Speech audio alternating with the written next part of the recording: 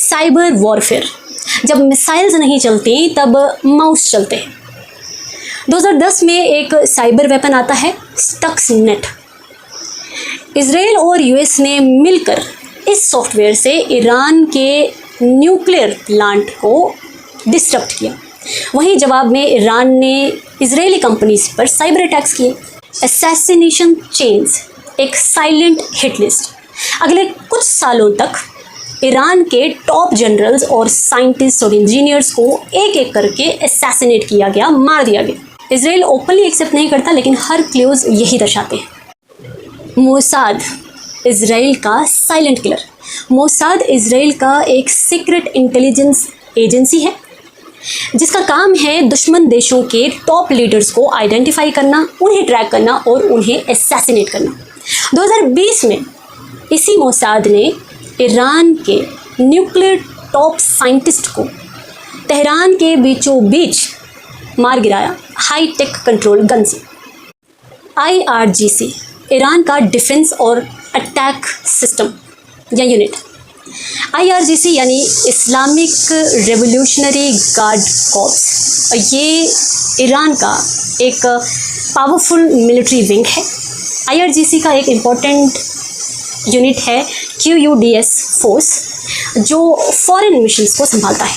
IRGC Hezbollah यानी Lebanon, Hamas यानी Gaza और यमन को सपोर्ट करता है इजराइल के ख़िलाफ़। ये सारी चीज़ें पूरे डायनेमिक्स को किस हद तक बदल सकती हैं, ये तो आने वाला वक्त ही बताएगा। उम्मीद करती हूँ कि मेरा ये वीडियो आप सभी के लिए इन्फॉर्मेटिव था, हेल्पफुल था। नेक्स्ट पार्ट जो है मैं आप सबके साथ ज़रूर शेयर करूँगी about Iran and Israel.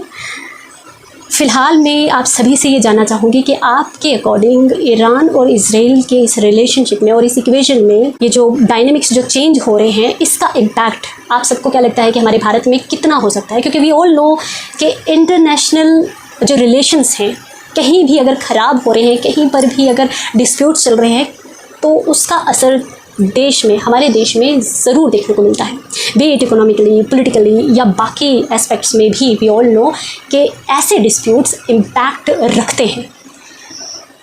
Iran भी हमारे देश के लिए उतना ही इम्पोर्टेंट है जितना Israel.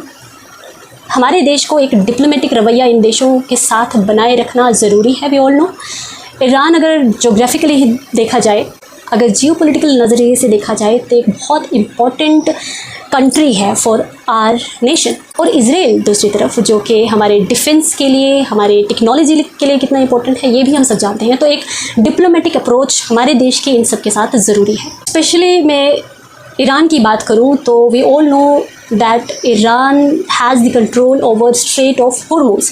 And strait of Hormuz सिर्फ हमारे देश के लिए नहीं बल्कि बाकी देशों के लिए भी एक बहुत इम्पॉर्टेंट पैसेज है, जहाँ पर ऑयल और नेचुरल लिक्विफाइड नेचुरल गैस के जो ट्रेड है वो इसी रूट से पॉसिबल है। तो क्या हो जब ईरान का इस पर कंट्रोल होने के साथ साथ ईरान चाहे तो इस चीज़ को अगर ब्लॉक करता है तो क्या असर बाकी देशों में पड़ता है? इन सब को मद्देनज़र रखते हुए ये इक्वेशन जानना और इसमें समझ रखना बहुत ज़रूरी है। आप सबकी राय मैं अपने कमेंट सेक्शन में ज़रूर जानना चाहूँगी। This is Nazia Katoch signing off. Thank you. जय हिंद।